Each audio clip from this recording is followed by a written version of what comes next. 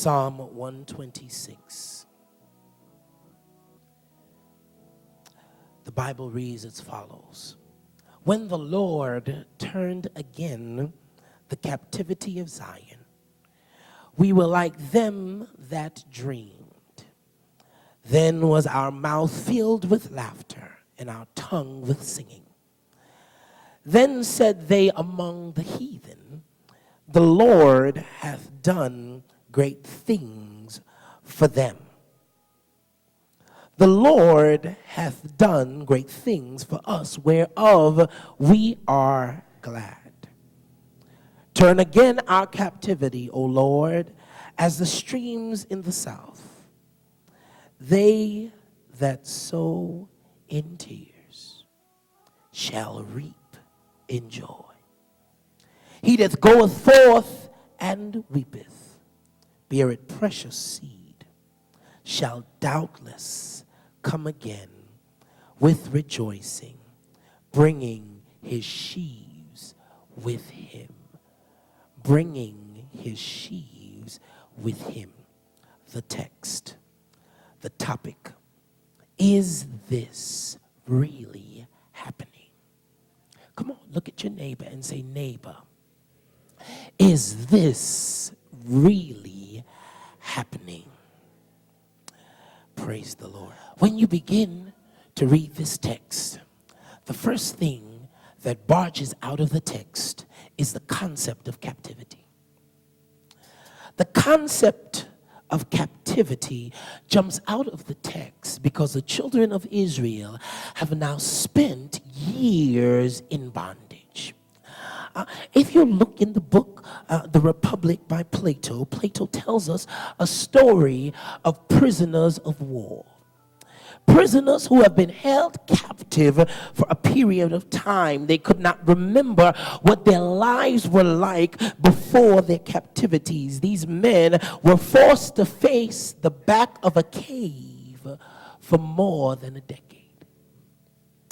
And in facing the back of the caves, the only objects that the prisoners could ever see, the back of the cave were the shadows of beasts that were guarding them. This was both terrifying and paralyzing to the prisoners. One day, one of the men found the courage to look back at the fire and the beast guarding him. And what he found was an everyday, ordinary man with a cutout that looked like a monster. The guards had cutouts of monsters and projected the shadows to the back of the cave where the prisoners were held. This was the easiest and most effective mental captivity that prisoners were experiencing. The knowing prisoner found an opportunity to escape the cave and did so as soon as he could. And when the freed man stopped on the outside of the cave, he could not believe his eyes. The sun that he now remembered was even brighter than the fire that he saw in the cave. The smell of the flowers and remembering the sense of his youth, the freed man watched as people went about their daily lives, remembering his life before captivity. For so many of us, we have stood in captivity so long that we don't even remember what it is to be free. Captivity is a state of imprisonment or hostage, a state of being confined to a space from which it is difficult to escape. Slavery nor racism did not stop the captivity of the mind that we are still experiencing today. Some of us are emotionally captive to persons who love us conditionally. Today I love you, and tomorrow I don't. People who love us conveniently. Some of us are enslaved financially to dead-end jobs and underemployment and insurmountable debt, hostage to life and hostage to our mental situations. As the most advanced Homo sapiens that are in the animal kingdom, we exhibit some of the exact same behaviors while in mental captivity. In captivity, some animals are known to engage in self-destructive, aggressive behaviors, banging their heads on cages, running around in circles as though it would make the space even bigger. And for some of us, we inflict hurt on our own selves by entering into circumstances that we know have no good end. We hurt our own selves. We become our own greatest enemy. In captivity, some animals become depressed and sit and stare. And for some of us, we're sitting in our circumstances just not able to articulate our emotions, not able to articulate what's the next step. How do I get past here? Just for some animals that are in captivity, they can't even reproduce.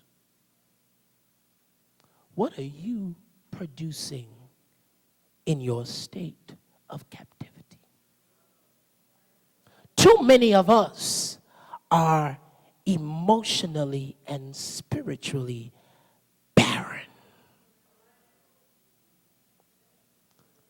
blocked, and halted. The selected text brings to the forefront today the discussion around the children of Israel. This was a people that were faced with overwhelming odds that were stacked against them. And in every situation, the Lord seemed to make a way. And one of the things captivity will tell you is that there is absolutely no way out of what you've been experiencing. Captivity has the mindset and the ability to be able to speak into your spirit and give you the concept that you will never be free of the circumstances that have been holding you. But I've come to announce to a people, I've come to announce to a believer, I've come to announce to a remnant, I've come to announce to God's chosen people that He is able and abundantly able to make a way out of nowhere. Would you look over at your neighbor and say, neighbor, neighbor, neighbor, God's getting ready to make a way for me. I don't know how He's going to do it. This seems like a circumstance I can't fix. This seems like there's no way. There are walls all around me, but God is. God is getting ready to make a way for me. Yet they allow the captive mentality to hinder them. When you begin to look at these children of Israel in Exodus, they are now in a place where they are facing the Red Sea in front of them. And behind them, there's Pharaoh's army that is advancing quite quickly. And they stand at the Red Sea and they say, maybe it would be better if we go back into Egypt. And one of the things your captivity does with your mindset, what it does with your mentality, and what it does for you is that it makes you think that where you were is better than where you're going.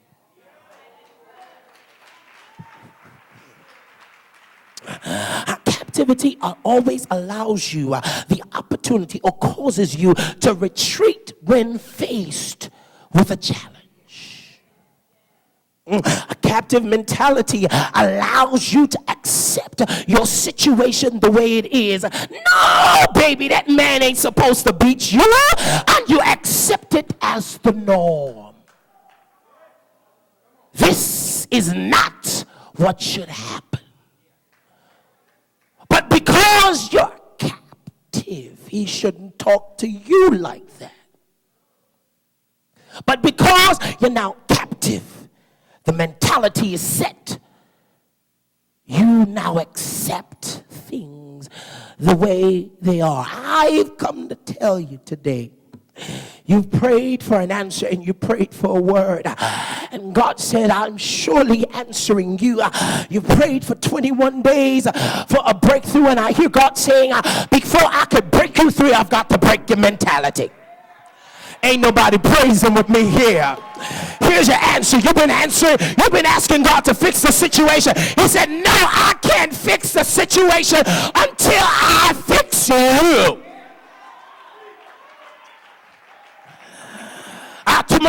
Too many of us are trying to get finished with the blessing, and you can't get fixed. God wants to fix you first. Most of all, one of the things a captive mentality does is that it causes you to lose your identity to the situation that you're experiencing. You don't even know yourself anymore because now you're just a mirror image of your best friend who don't really like you that much. You're now a mirror image of somebody that's next to you and not who you are. God is a designer's original, and every person, if you look, he says the hairs are on your head. Each and every one of them are numbered. It means if I pluck one out, that's number 586. There it goes, falling to the ground. But if God has so much importance for you, how is it that you will allow yourself to be confined to a situation that is not you? No, baby, you are not poverty.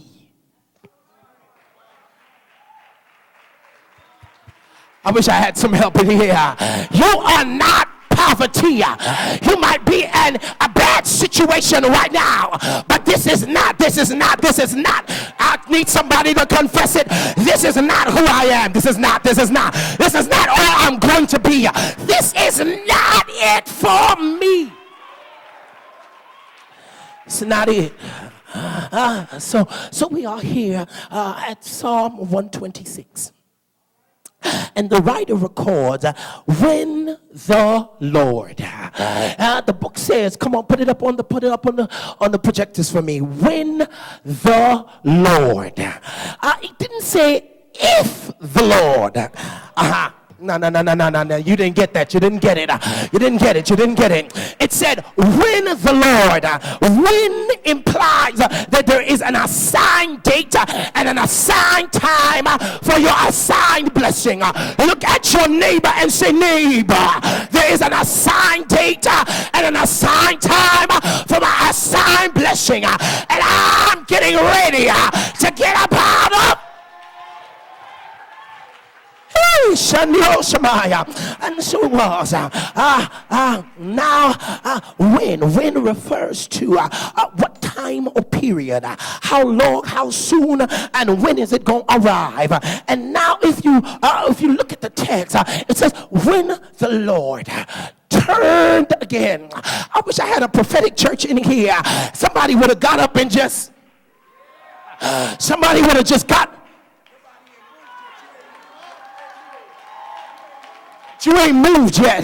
Somebody would have got up and turned because the Bible says when the Lord turned again, it means God's getting ready to do it for you one more time. He's getting ready to turn your situation around. He's getting ready to turn your life around. Would you look over at your neighbor and say, neighbor, God's getting ready to turn it around. Hey. I'm getting ready to be turned around. He's getting ready to change the way things are. He's getting ready to change the microcosm of my life. God is turning. You see, the thing about a turn, the thing about a turn is when you turn, it reveals a new perspective. When you turn, if you turn from left to right, if I'm facing at this side of the church, I can see bishop, I can see pastor. But when I turn to this side of the church, then I can see you. And when I turn to this side, I see Chris over here. When I turn to this side, it means that your perspective changes in the turn. It means your mentality changes in the turn. And what God wants to do for you in this season is turn you so he can bless you. Slap your neighbor and say, God is turning me so he can bless me.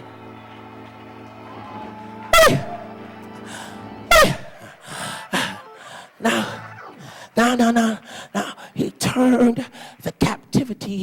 of Zion.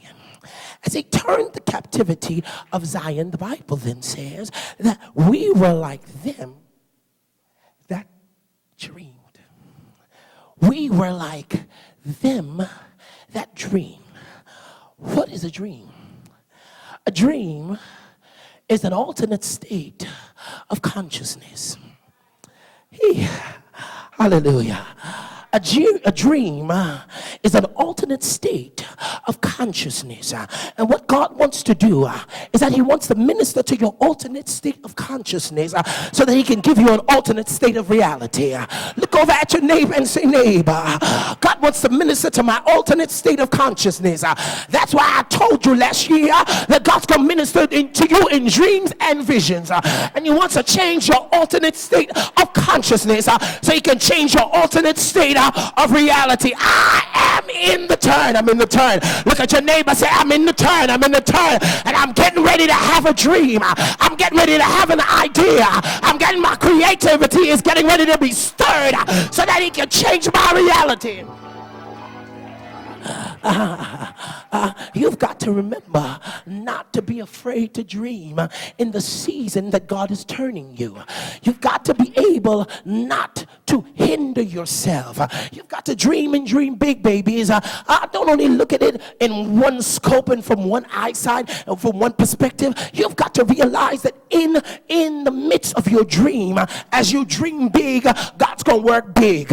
Would you look at your neighbor and say, as I dream big, as I dream big, you ain't said nothing yet. Open up your mouth in here. As I dream big, God's getting ready to work big, because he's an awesome God. He's a miracle working God. He is the God of all flesh. Is there anything too hard? Anything, nothing. There is absolutely nothing.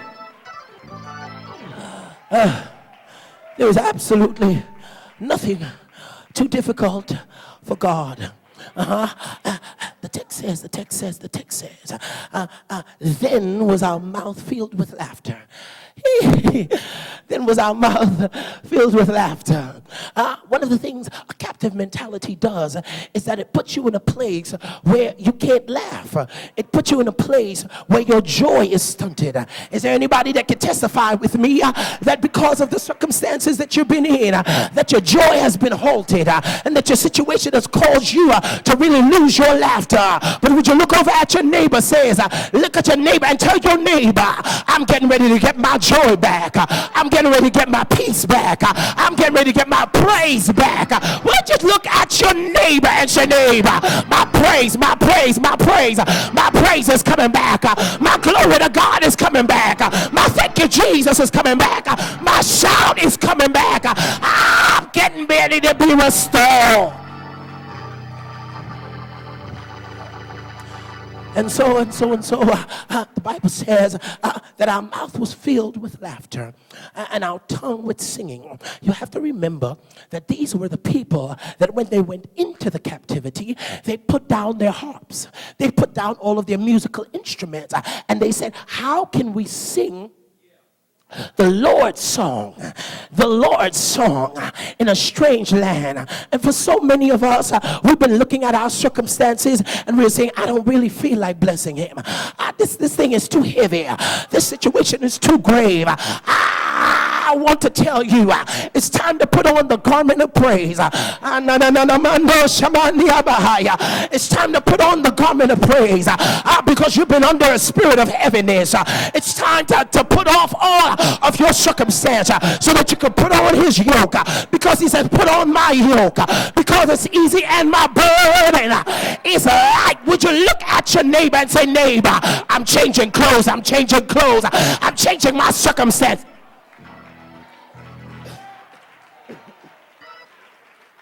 And so it was. It says, and our tongue with singing. Then said among the heathen, the Lord hath done great things for us.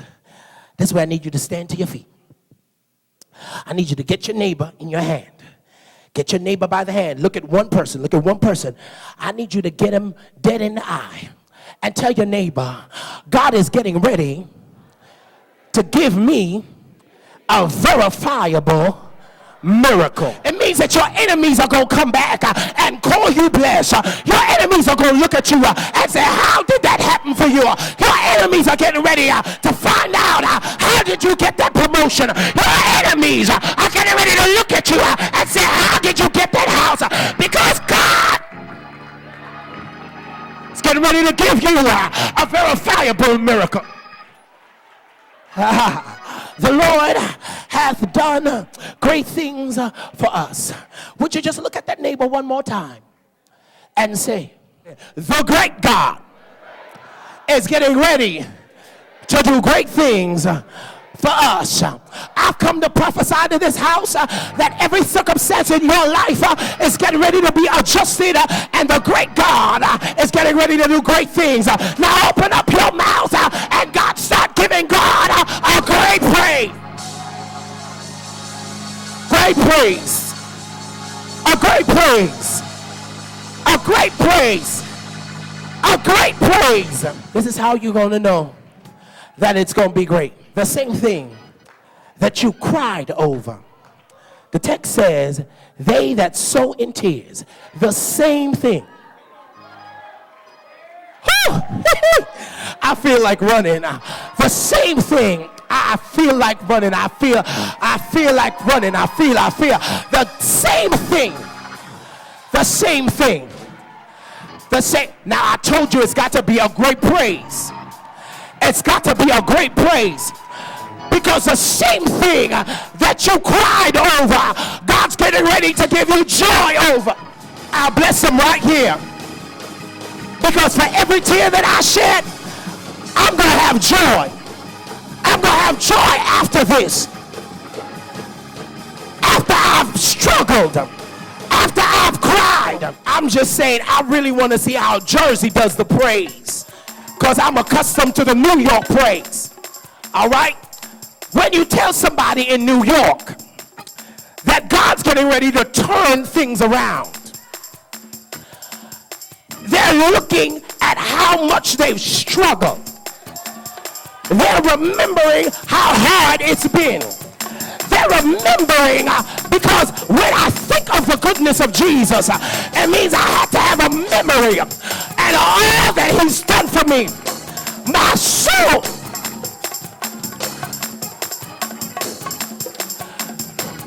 So I'm telling you about New York now. I'm just telling you about New York because I'm a New York kind of guy. I'm a New York kind of guy.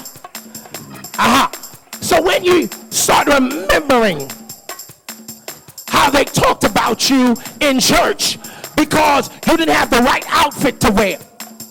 You say you're still acting all funny with me. Y'all New Jersey folk acting funny with me. When you remember how they talked about you because of what you've been going through. Not remembering that their mess didn't smell that good either. Their dirt wasn't that pretty. When I thought I had a ministry, when I thought I was anointed, and they look past me. You see, you ain't thinking yet. You ain't thinking yet. I'm trying to get you to think back. Now, give God a praise for where he has brought. Because he's turning that around.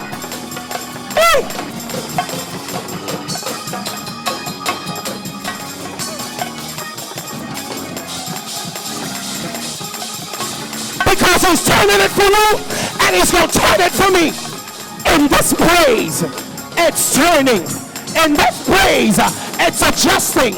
In this praise, it's changing. Getting ready to put the key in the door and turn it. And turn it. And the door gives me access to my next praise. It's turning in 12. It's turning in 12. It's turning in 2012.